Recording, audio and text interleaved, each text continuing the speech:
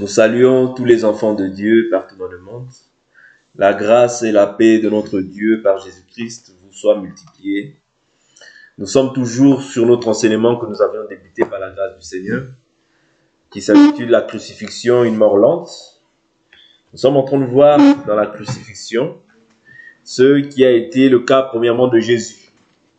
Nous voyons que la crucifixion pour les chrétiens, ça représente que nous sommes morts avec Christ. Ok? Ça c'est pour les chrétiens, ça représente que nous sommes morts avec Christ. Mais j'ai dit hier que la crucifixion, cette crucifixion, n'oublions pas qu'elle est lente. De même que la mort de Jésus était lente. Ok? La mort de Jésus était lente, c'était une mort lente. C'est-à-dire qu'on l'a pris, il s'est chargé de sa croix.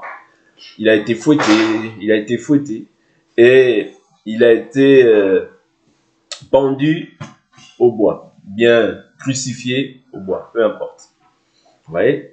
Ce n'est pas au premier clou que Jésus est mort. Mais pour autant, comme je dis, c'est une mort lente. C'est-à-dire que quand on implante ça, on te met ça sur la peau et on tape avec le marteau, tu verras que le sang coule.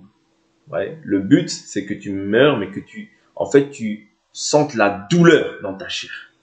Ouais. Tu sentes la douleur dans ta chair. Et nous avons vu que cela, nous voulons l'expliquer aussi, non seulement par rapport à Jésus, mais dans la vie aussi du croyant. Ce n'est pas pour rien que l'apôtre Paul dit dans Galates 2, ce n'est plus moi qui vis. Ce n'est plus moi qui vis, c'est Christ qui vit en moi. Je suis crucifié avec le Christ. Ouais. Premièrement, il dit, je suis crucifié avec le Christ. Et ce n'est plus moi qui vis. Donc, nous voyons là que autrefois, avant qu'il soit crucifié avec le Christ, c'était lui qui vivait. Quand on dit que c'était lui qui vivait, c'est-à-dire qu'il vivait selon sa volonté. Comme l'Écriture nous dit dans Ésaïe 53, si je ne m'abuse, il dit « Chacun suivait sa propre voie ». Ok? Ça, c'est quand c'est toi qui vis. Mais maintenant, quand ce n'est plus toi qui vis, ça veut dire que tu laisses tout ce qui est de ta volonté, même ce qui te plaît, tu l'abandonnes au pied de Christ. Parce que tu ne vois plus ça comme un gain, mais tu vois cela comme de la boue. C'est ce que Paul dit. Il dit ce que je considérais comme un gain, je le considère aussi aujourd'hui comme de la boue, afin de gagner Christ. Ok? Et nous avions dit que comme c'est lent, tu verras que pas un clou, pas deux clous. La mort n'est pas toujours constatée. Mais c'est après plusieurs coups. Après plusieurs coups. Vous voyez? Et après plusieurs heures que nous constatons maintenant la mort de Christ. Quand il rendit l'esprit. Ouais, c'est ce que la Bible dit. Il rendit l'esprit. Mais maintenant, toutes ces choses-là, nous voulons les voir, comme j'ai dit, dans la vie du croyant. Et nous devons comprendre au préalable que cette mort, Paul l'explique comme étant le fait de mourir à soi-même, le fait d'abandonner totalement sa vie à Christ, mais que cette mort s'opère par le Saint-Esprit. Le Saint-Esprit ici peut agir dans ta vie personnelle. Le Saint-Esprit aussi, dans la diversité, il peut agir aussi par cette parole que nous prêchons. Ok? Parce que cette parole-là, la Bible nous dit, c'est poussé par le Saint-Esprit que les hommes ont parlé de la part de Dieu. C'est-à-dire que quand on te parle de la part de Dieu, on doit te ramener toujours à ce que l'Écriture dit. Sinon, ça devient des raisonnements humains. Vous voyez? Voilà pourquoi j'ai dit hier que n'oublions pas que cette mort ne provient pas de la force de l'homme. Vous comprenez? Zacharie chapitre 4 verset 6. La Bible nous dit, ce n'est ni par la puissance, ni par la force, mais c'est par ton esprit, dit le Seigneur. Mais maintenant, ce qu'il faut comprendre, c'est que dans la marche, quand quelqu'un vient de naître, Paul appelle cela, pourquoi on parle de la nouvelle naissance? Quand on parle de la nouvelle naissance, c'est une personne qui est nouvellement née. Mais pour autant qu'il soit nouvellement né, Dieu le voit comme ça. Pourquoi? Parce que Dieu ne le voit plus comme étant, c'est-à-dire Dieu ne le voit plus comme étant cette personne, mais Dieu le voit au travers du Fils. Parce que le premier-né, c'est Christ. Et c'est pourquoi Dieu, le premier-né d'entre les morts, parce que nous tous, en réalité, nous étions morts. En dehors de Christ, nous n'avions pas la vie. Voilà pourquoi, si quelqu'un veut avoir la vie, il faut premièrement qu'il ait le Fils. Parce que c'est le Fils que Dieu regarde en toi. Et quand tu viens en Christ, il faut savoir que tu es déclaré saint, parfait. La perfection ici, je l'ai dit hier, ce n'est pas par rapport à tes œuvres ou ce n'est pas par rapport à toi. C'est par rapport au fait que tu as placé ta foi en Christ Jésus et que Dieu maintenant, lui, en contrepartie, qu'est-ce qu'il t'a accordé? L'esprit de sainteté. Ok? L'esprit de sainteté. C'est ça qui fait que tu sois parfait. Mais sinon, quand on te voit dans tes réactions, dans ta manière d'être, tu peux ne pas encore être parfait. Il peut encore y avoir des faiblesses. Il peut y avoir encore des péchés qui sont visibles. Mais pour autant, Dieu t'a fait bon accueil. C'est-à-dire, Dieu te voit parfait, Dieu te voit saint. À cause de Jésus qui t'a accordé sa vie. Parce qu'il ne s'agit pas de ta vie, mais il s'agit de la vie de Jésus, qui n'est autre que le Saint-Esprit qui habite en toi. Ok? Et c'est là que je voulais exhorter à comprendre, à nous faire comprendre que, bien que l'homme, bien que l'Écriture dit, exhorte, reprend, censure avec une pleine autorité, car il arrivera un temps où les gens ne supporteront plus l'ancienne doctrine, et on la demande, j'ai raison d'entendre des choses agréables, ils se donneront enseignants pour enseignants. Vous voyez? C'est-à-dire que ça, c'est les signes des temps de la fin. Mais néanmoins, nous devons comprendre qu'au-delà de tout ce que nous pouvons dire ou faire, c'est le Saint-Esprit qui doit aussi faire un travail dans la vie de chacun. Ok? Ça, c'est aussi très important. Et n'oublions pas que dans la marche, comme je l'ai dit, il y a, c'est-à-dire nous sommes un corps, mais tous n'ont pas la même fonction. Et tous n'ont pas la même, tous les membres n'ont pas la même compréhension. Tous les membres n'ont pas la même maturité. Voilà pourquoi le rôle des ministres, c'est de ramener en fait chacun d'entre nous, c'est-à-dire et le plus petit et celui qui est le plus grand, les ramener à l'unité de la foi. C'est-à-dire les ramener à l'unité, à une compréhension. Et surtout à se supporter les uns les autres. À se supporter les uns les autres. Supporter les faiblesses des uns et des autres. C'est très important. Parce que si on n'arrive pas à faire ce travail-là, on va avoir tendance à se voir comme si nous on était arrivés et à mépriser les autres. Or, ce n'est pas ce que Dieu attend. Qu'est-ce que dit l'Écriture? Il y a une Écriture qui me vient à l'esprit, que je n'avais même pas notée d'ailleurs. Je prends 1 Corinthiens. C'est très important que nous voyons les choses de cette manière-là. Parce que si tel n'est pas le cas, tu auras une trop haute opinion de toi-même. En te disant que celui-là, il fait tel péché. Celui-là, il fait telle chose. Alors que nous sommes des enfants de Dieu. Oui, il est vrai que lorsque nous sommes en Christ, comme je l'ai dit hier, la chose qui est faite au préalable, la chose que Dieu fait au préalable, c'est de te faire passer des ténèbres à la lumière. Ça, c'est spirituellement. C'est-à-dire que comment est-ce que cette chose s'opère? Ça veut dire que aujourd'hui, ta vie n'est plus sous l'emprise du malin. Nous avions un ancien père, c'est-à-dire le diable, qui dominait sur nous, qui régnait sur nos vies. Vous voyez, nous étions sa possession. Mais aujourd'hui que maintenant tu as un nouveau père, qui est le Christ, tu es maintenant la possession de Dieu. Ok? Tu es maintenant la possession de Dieu. C'est-à-dire Dieu te possède par son esprit. 1 Corinthiens 3,16, nous sommes le temple de Dieu, Dieu habite en nous. Ne savez-vous pas que vous êtes le temple de Dieu et que l'esprit de Dieu habite en vous? Vous voyez? Si quelqu'un détruit le temple de Dieu, Dieu le détruira. C'est-à-dire que aujourd'hui, maintenant, toi, tu dois faire en sorte de ne pas détruire le temple de Dieu. Parce que maintenant, tu ne t'appartiens plus à toi-même, mais tu appartiens à Dieu. Et tu te rendras des comptes de la manière dont tu as vécu dans ce corps. C'est très important ce que nous expliquons ici. Ce qui est fait dans un premier temps. Pourquoi nous disons que la crucifixion est une mort lente? Nous ne disons pas ça pour encourager les gens à vivre dans le mal. Loin de là. Au contraire, nous exhortons les gens à comprendre qu'est-ce que le salut. Et que Paul dit quoi? Paul dit, il y a une écriture, je vais prendre l'écriture après, que j'ai dit dans 1 Corinthiens, mais Paul dit dans le Romains 6, il dit, pécherions-nous afin que la grâce abonde? Il dit, certes non, si nous sommes morts au péché, comment vivrions-nous encore dans le péché? Vous voyez? C'est-à-dire que la grâce ne te pousse pas à vivre dans le mal, mais la grâce te pousse à vivre dans la sanctification, dans la justice. Mais sachant aussi que l'homme vient de naître, il y aura forcément des failles. C'est comme si on prend l'état normal d'un enfant comme ça qui vient de naître. Même si on lui dit fais ci, fais ça, il ne fera pas, c'est-à-dire les choses comme toi, tu lui ordonnes de le faire. Voilà pourquoi Paul parle de l'étape d'enfant, de père, de père, de jeunes gens, de jeunes enfants et des petits-enfants. C'est-à-dire tout ça, c'est des classifications. Toutes ces personnes, on ne leur parle pas de la même manière. On leur parle à tous de la même manière, mais néanmoins, on doit discerner au milieu du peuple qui a maturé, qui a moins maturé, voyez, toutes ces choses-là nous aident. Parce que quand Dieu accueille, même celui qui a encore des difficultés, quand Dieu lui fait bon accueil, il faut l'entourer d'un grand honneur. C'est ce que la Bible nous dit. Vous voyez? Même s'il a fait le mal, il faut l'entourer d'un grand honneur. Je prends une écriture. L'écriture que j'ai donnée oralement tout à l'heure, c'était Romains chapitre 6, à partir du verset 1. Quand il dit, que dirons-nous? Demeurions-nous dans le péché afin que la grâce abonde? Certes, nous qui sommes morts au péché, comment vivrions-nous encore dans le péché? Vous voyez?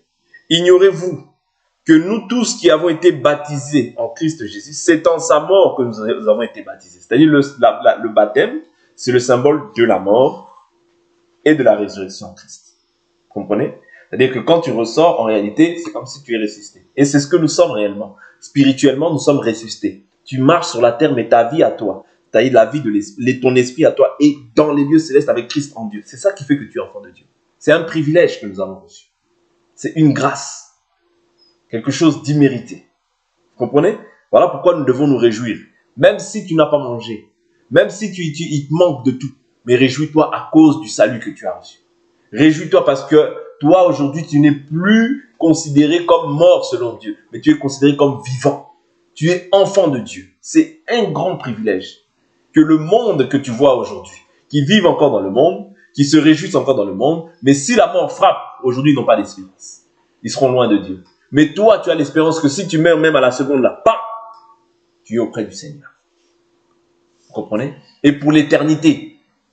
L'éternité n'est pas, c'est-à-dire on ne peut pas le compter dans le temps. Non, l'éternité n'a pas de fin, n'a ni commencement ni fin. 1 Corinthiens. Je prends à partir du chapitre...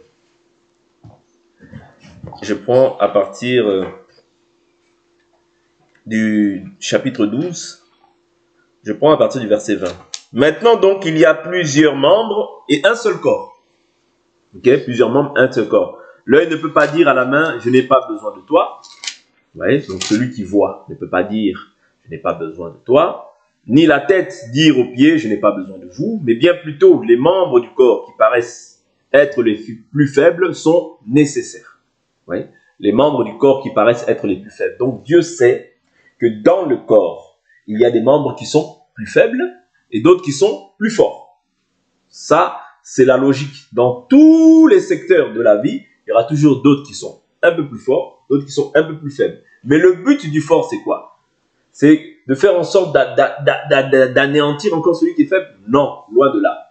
Le but du faible et du fort, c'est quoi? C'est le mouvement que Jésus a accompli. Qu'est-ce que Jésus a fait? Lui qui était Dieu, il a pris la forme d'un homme. C'est-à-dire, il s'est mis à la position de l'homme. Voilà pourquoi la Bible dit il a été aussi tenté à tous égards à tous égards, afin que nous aussi, quand nous sommes tentés, qu'il puisse nous secourir. C'est-à-dire, il peut comprendre, il peut compatir à nos difficultés, parce que lui aussi a été tenté à tous égards. C'est-à-dire, il s'est fait homme. Et il sait maintenant quelles sont les tentations que les hommes ou que le diable va inspirer aux hommes qui sont contre l'œuvre de la croix pour pouvoir faire tomber en fait les saints. Voilà pourquoi il s'est fait homme, pour être aussi un souverain sacrificateur, compatissant et miséricordieux. Voilà pourquoi quand je vois un frère, l'écriture que je donne oralement là, elle est dans le livre de Hébreux. Vous voyez, il s'est fait c'est-à-dire il a été compatissant et miséricordieux. On la lira par la suite. Je continue dans 1 Corinthiens chapitre 12 pour ne pas m'écarter de ce que je suis en train de dire. Donc, j'ai dit, donc voilà, on doit considérer tous les membres, parce que tous les membres sont nécessaires. Et ceux que nous estimons être les moins honorables du corps, nous les entourons d'un plus grand honneur. Je reprends cette écriture, verset 23. Et ceux que nous estimons être les moins honorables du corps, nous les entourons d'un plus grand honneur. Aujourd'hui, c'est ce qui est contraire. Ouais, aujourd'hui, c'est ce qui est contraire. Ok? Ainsi, nos membres les moins décents sont traités avec le plus de décence, tandis que ceux qui sont décents n'en ont pas besoin. Dieu a disposé le corps de manière à donner plus d'honneur à ceux qui en manquaient, afin qu'il n'y ait pas de division dans le corps. Ah, donc nous comprenons que quand les choses sont faites de manière inversée, il y a division dans le corps. Il y a division, forcément. Vous voyez? Mais que les membres aient également soin les uns des autres. Et si un membre souffre, la souffrance n'est pas liée simplement à un problème. Tu peux souffrir aussi, par exemple, tu as commis un acte de péché et ça te ronge au-dedans de nous. La souffrance, il faut le prendre dans plusieurs aspects. Ce n'est pas simplement la personne a perdu un proche, ce n'est pas seulement la personne est dans une maladie. Non, la personne peut être rongée dans son âme par un péché qu'elle n'arrive pas dont elle n'arrive pas à se dépouiller. Vous comprenez? À se dépouiller. Et cela peut faire naître du souci dans la vie de cette personne. Cela peut faire naître aussi de l'amertume dans la vie de cette personne, au point où elle peut se dire que est-ce que Dieu m'aime? Est-ce que Dieu est avec moi? Est-ce que Dieu ne m'a pas abandonné? Est-ce que... Maintenant, quel est à ce moment-là, à ce moment précis, quand la personne traverse une épreuve comme ça, quel est ton rôle à toi qui est fort? La Bible nous dit que le fort supporte le faible. Vous comprenez? Le fort supporte le faible. Ok? Parce que la souffrance, nous tous, nous y sommes... Nous passons par des moments de souffrance. Parce que la Bible dit, tous ceux qui veulent vivre pieusement en Jésus-Christ seront persécutés. La persécution, ne l'imagine pas simplement comme toi tu veux, on t'a insulté, on t'a tapé, on t'a giflé. Non, ça peut arriver. Mais, c'est-à-dire, même le fait que le malin crée des forteresses dans ta tête, envoie des mauvaises pensées dans ta vie, c'est une souffrance auquel nous sommes tous soumis, nous les enfants de Dieu. Vouloir ou pas, parce que c'est Dieu qui a voulu qu'il en soit ainsi. Voilà pourquoi la Bible nous dit, prenez toutes les armes de Dieu afin de tenir ferme dans les mauvais jours. Si ton frère est dans la difficulté, la chose à faire, ce n'est pas de l'indexer ou de le pointer du doigt, mais la chose à faire, c'est faire comme Jésus a fait. Lui, le souverain sacrificateur, miséricordieux et compatissant, il a pris la forme d'un homme. Il s'est mis à la position d'un homme. Lorsqu'on voit, par exemple, la femme adultère, bien, elle pouvait être accablée dans son âme, attristée par rapport à la situation qu'elle a commise. Et les gens sont venus avec des pierres pour la lapider. Mais Jésus, qu'est-ce qu'il dit? Celui qui n'a pas péché, lui jette la première pierre. Du plus grand jusqu'au plus petit, tous s'en allèrent. Vous comprenez? La compassion, la miséricorde. Pourquoi je dis ça? Nous sommes tous saints. Nous sommes tous saints. Même celui qui a commis un acte que toi tu n'as pas commis, il est aussi saint. Parce que Dieu le voit par Jésus. Si cette personne se repent, la Bible dit, si vous confessez vos péchés, vous les délaissez, vous obtenez miséricorde. Oui, c'est-à-dire Dieu ne voit plus ton péché. L'homme peut voir ton péché.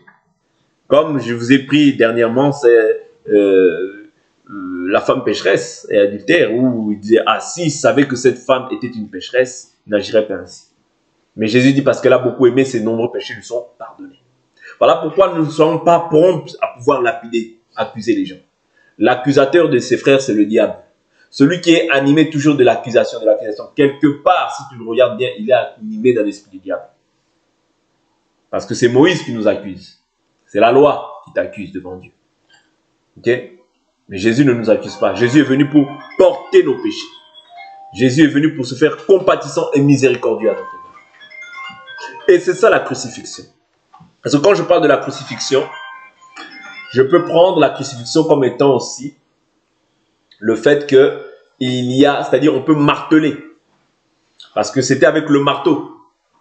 C'est-à-dire on tapait la chair pour que la chair puisse mourir.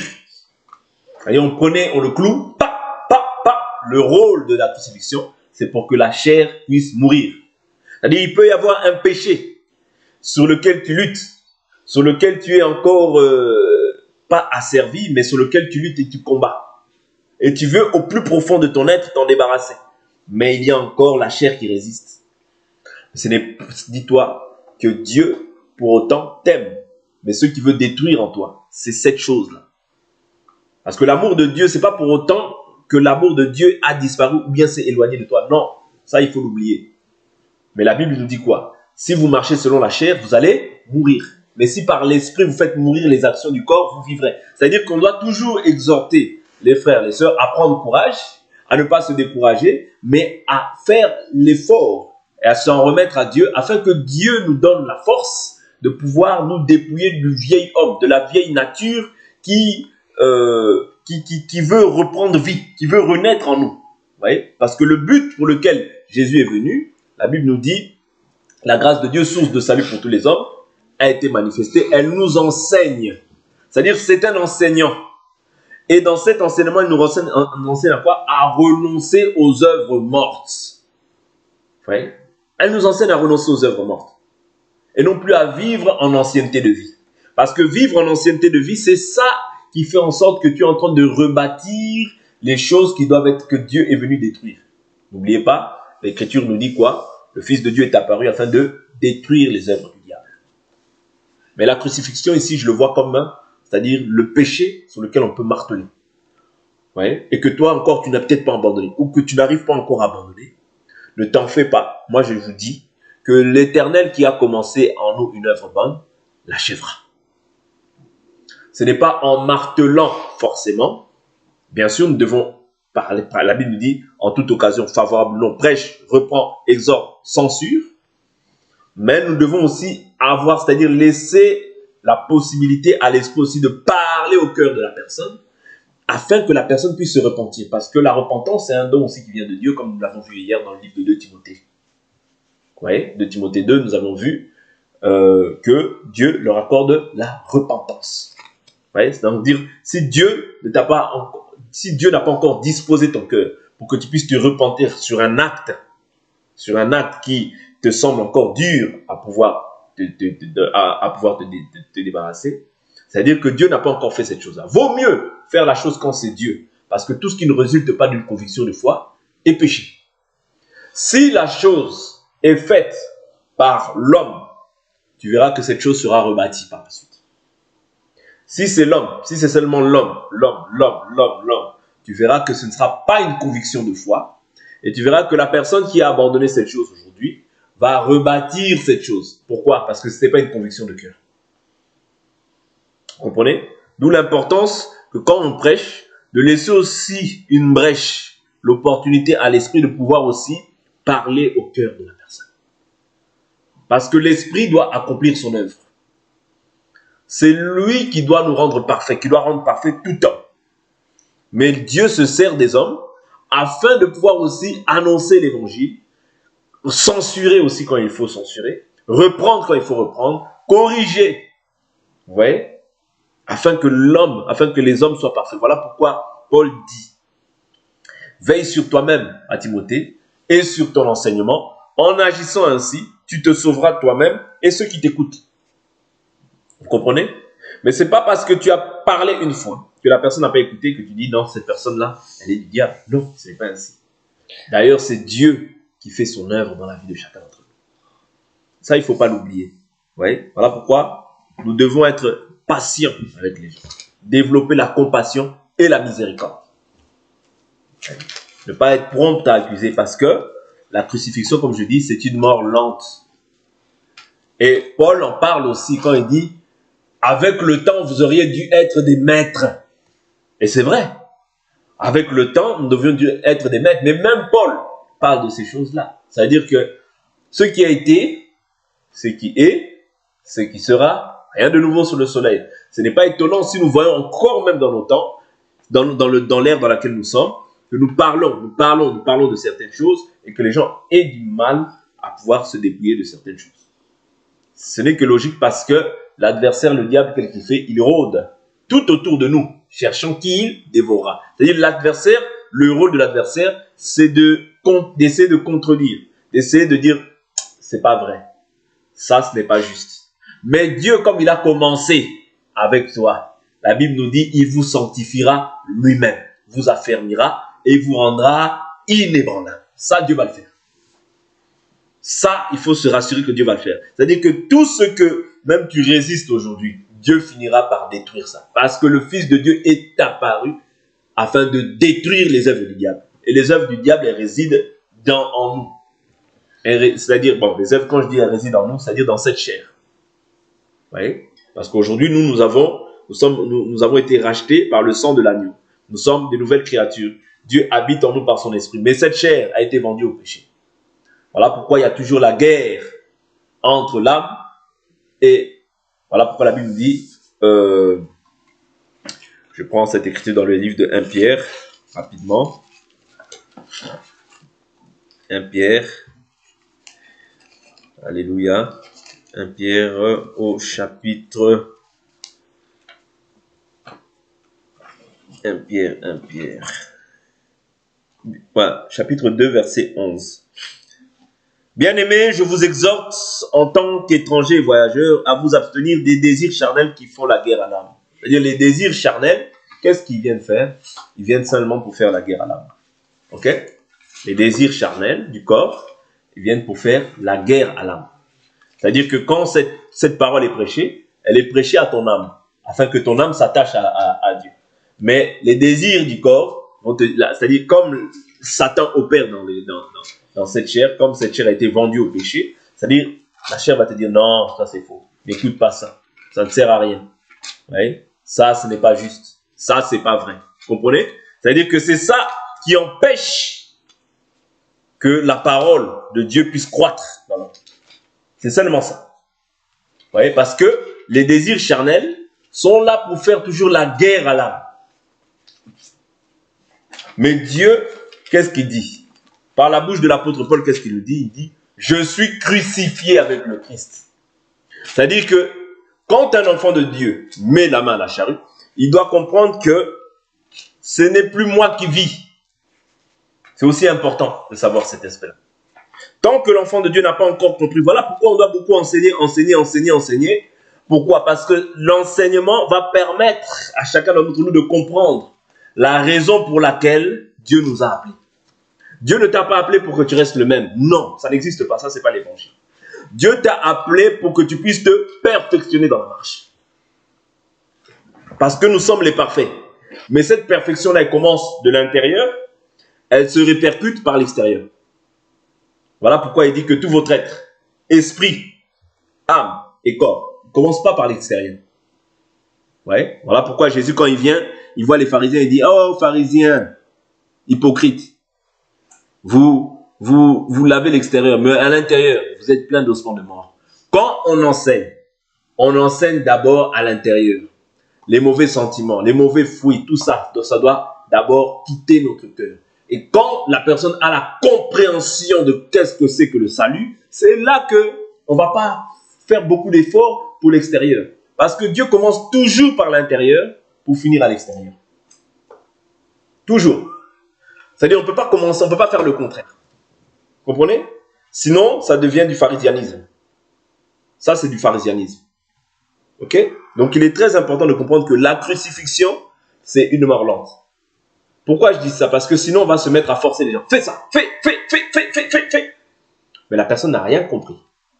Et tu crées en fait une bombe à retardement. Une personne qui va être doublement pire.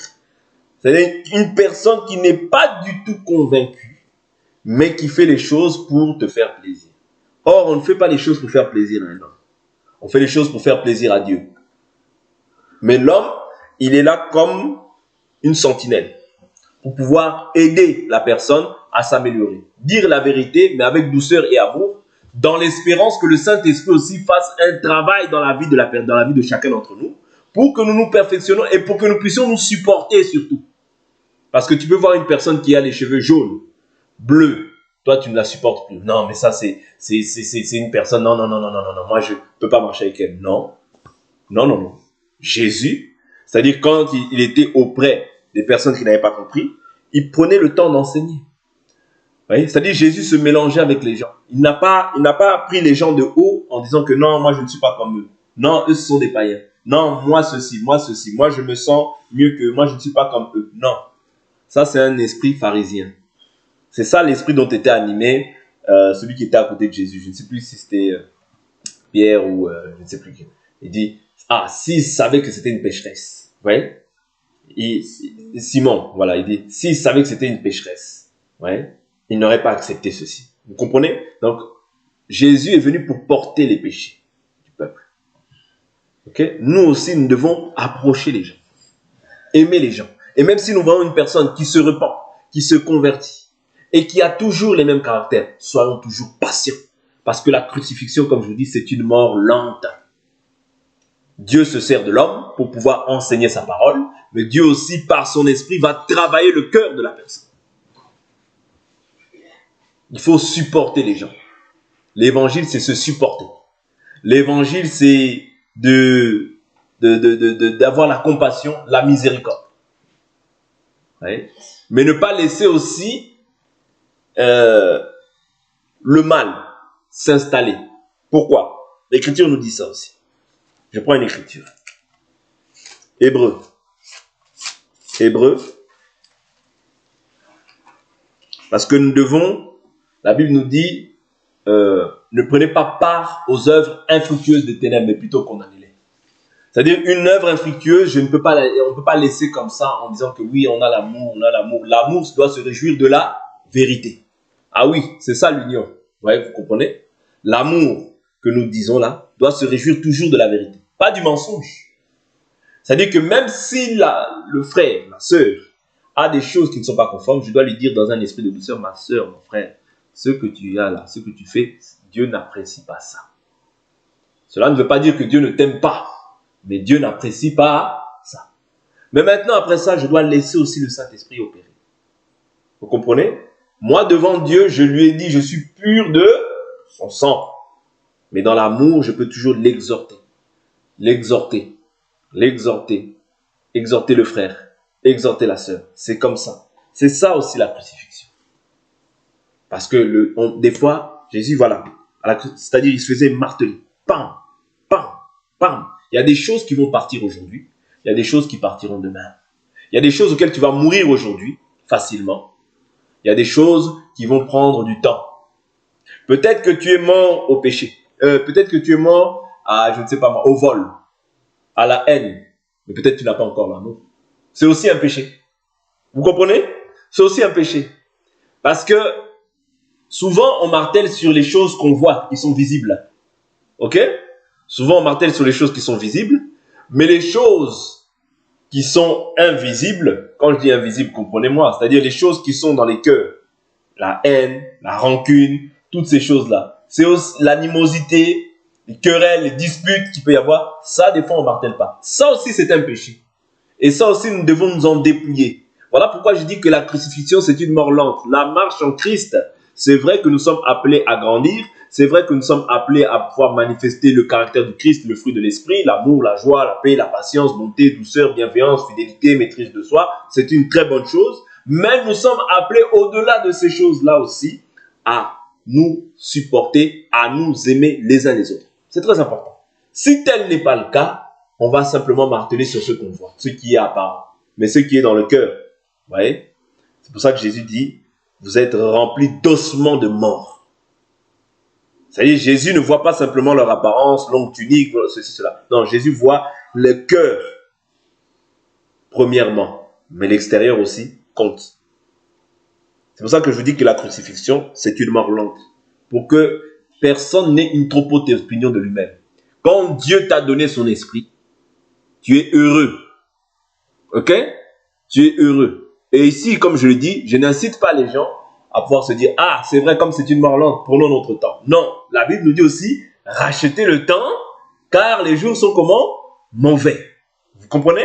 C'est-à-dire que je n'incite pas les gens à se dire, bon, ben, on a notre temps. Non, nous n'avons pas le temps. La Bible nous dit que celui qui achète soit comme s'il n'achetait pas. Celui qui profite du monde soit comme s'il ne profitait pas. Celui qui fait ceci soit comme s'il ne le faisait pas, car la face de ce monde passe. Or, je voudrais que vous soyez comment? Sans inquiétude. Ok? Sans inquiétude. Ça veut dire que nous devons comprendre l'ère, le temps dans lequel nous sommes et nous dépouiller des œuvres mortes afin de vivre pleinement la parole, d'être entier pour le Seigneur. Mais s'il arrivait que dans la marche, il y ait des choses qui te compliquent, il y ait des choses que tu n'as pas encore résolues, ne t'en fais pas. Implore la grâce du Seigneur. Crie à Dieu. La Bible dit, quand un malheureux crie à l'Éternel, l'Éternel l'entend et le délivre de toutes ses détresses. Ça veut dire que toutes les détresses auxquelles, c'est-à-dire où tu présenteras ça à Dieu, Dieu t'accordera. Parce que la Bible nous dit, si nous demandons quelque chose selon sa volonté, nous savons qu'il nous exauce. Qu'il nous écoute ou qu'il nous exauce. Vous comprenez? C'est-à-dire, si c'est quelque chose qui te tourmente,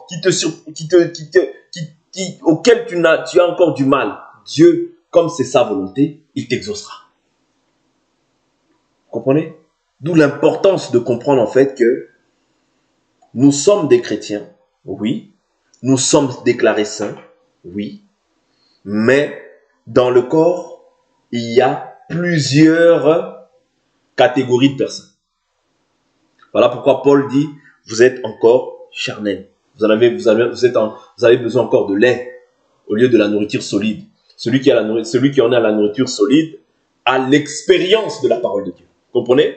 Donc quand tu as l'expérience, tu as besoin de la nourriture solide. Mais quand tu n'as pas encore l'expérience de la parole de Dieu, tu as besoin du lait. Ouais. On doit te donner le lait. Pourquoi? Pour que ça fortifie tes os et que tu sois affermi dans la foi et dans la justice. Okay? Ce n'est pas un péché. Okay? Voilà pourquoi Paul, lorsqu'il voit même le frère qui avait pris la femme de son père, il dit que cet homme soit livré à Satan pour la destruction de la chair, en vue que l'esprit soit sauvé au jour du Seigneur. Ça veut dire que même dans cette circonstance-là, Paul voit toujours l'esprit qui doit être sauvé au jour du Seigneur. C'est-à-dire qu'il ne voit pas que cette personne-là doit être livrée définitivement. Non, c'est-à-dire que les problèmes, les soucis lui arrivent afin que cela puisse lui permettre de revenir au Seigneur. C'est tellement ça. De revenir au Seigneur et qu'il puisse vivre la parole. Parce que lorsque Dieu appelle une personne, même si la personne a des difficultés, vous voyez, tu ne sais pas ce que Dieu peut faire avec lui le lendemain. Mais comme je dis, cet enseignement, je dois le prendre vraiment avec des pincettes pour que les gens ne se disent pas « Ouais, ça y est, on peut vivre dans le péché ». Non, ce n'est pas ce que je dis. Si tu comprends cela, tu le comprends très mal. Si tu comprends de cette manière que Dieu te délivre de cette pensée. Que Dieu renouvelle ta pensée encore. Mais j'exhorte simplement les gens à être compatissants et miséricordieux lorsqu'ils annoncent l'évangile et à ne pas croire que c'est par les cris des hommes, c'est par la peur des hommes que les hommes peuvent inspirer que cette personne-là va changer. Si elle change devant toi, elle le fera simplement parce que tu es là. Mais derrière ton dos, ou derrière ton dos, ce frère-là fera toute autre chose. Voilà pourquoi nous devons prêcher Christ dans les cœurs, que les gens puissent comprendre l'évangile et que les gens puissent, c'est-à-dire par la parole qu'ils sont en train d'entendre, qu'ils puissent maintenant se dépouiller de toutes ces choses-là. Laisser abandonner ces choses-là. C'est là que Dieu sera fier de toi et que tu seras appelé bon ouvrier. Pourquoi? Parce que tu n'as pas agi avec comme de la dictature. Comme si tu voulais dicter les gens à faire ce que toi tu dis. Mais tu leur présentes Christ et c'est Christ maintenant que tu leur as présenté qui va faire le travail, mais accompagné avec toi. C'est-à-dire toi, tu accompagnes, c'est-à-dire dans le sens où tu annonces cette parole, et Christ, lui, maintenant, fait le reste dans la vie. Voilà pourquoi il dit que tout votre être, l'esprit, l'âme et le corps, soient conservés purs et irréprochables jusqu'à l'avènement du Seigneur. Très important. Ouais, ces trois choses-là, nous ne devons pas les oublier. Okay? La crucifixion. Aujourd'hui, tu meurs à tel péché. Demain, il y a un autre péché qui va mourir. Demain, il y a un autre péché qui va mourir. Tout ça pourquoi? Pour arriver à la perfection. Et qu'au jour où le Seigneur viendra, que tu puisses aller à l'enlèvement. Mais il a commencé, comme je vous ai dit. Voilà pourquoi la Bible dit, celui qui est saint, il se sanctifie davantage. Vous comprenez? Il y a être saint. Ça, c'est le partage de tous les croyants. Mais se sanctifier davantage, ça, c'est maintenant une violence que tu dois appliquer à ta vie de tous les jours. Une violence que tu dois appliquer à ta vie de tous les jours. J'y arrive pas encore sur le pardon. Tu pries, Dieu te donne la capacité, bien te délivre en fait de ce manque de pardon. Paf, tu commences à pardonner. Dieu crucifie maintenant le péché, le pardon, le manque de pardon en toi. Vous comprenez? Tu n'arrives pas. Ah, moi, c'est l'impudicité. Aujourd'hui, tu n'arrives pas. Tu essaies encore demain, tu n'arrives pas, tu tombes. Un jour, vraiment, tu te repens sincèrement. Tu cries au Seigneur. Dieu t'accorde aussi cette grâce. Paf, tu es crucifié maintenant à l'impudicité. Comprenez? Demain, tu n'arrives pas. Le vol. Ah, Dieu, tu cries au Seigneur. Dieu t'accorde aussi cette faveur. Parce que en réalité, Dieu nous a déjà accordé tout en Christ. Hein. Mais il y a c'est-à-dire dans la marche, il y a les choses que tu as rejetées, c'est les mêmes choses avec lesquelles Satan va venir encore te tenter. Vous comprenez? C'est les choses que tu as laissées là-bas, en Égypte, dans le monde. Dans la marche, dans le désert comme ça, c'est avec ces choses-là que tu n'as pas forcément sur le moment, que le Satan va venir te tenter. Vous comprenez? Les choses que tu as laissées, c'est ces mêmes choses, c'est ces mêmes armes qu'il va utiliser pour pouvoir te faire tomber, pouvoir te déstabiliser et t'éloigner et te faire sortir de la course. Mais toi, sois ferme. Toi et le regard fixé sur Christ. Et Christ qui est fidèle, lui a dit, je ne t'abandonnerai pas, je ne te délaisserai pas. Que l'Éternel Dieu nous bénisse. Pour aujourd'hui, on s'arrête là et nous allons prier.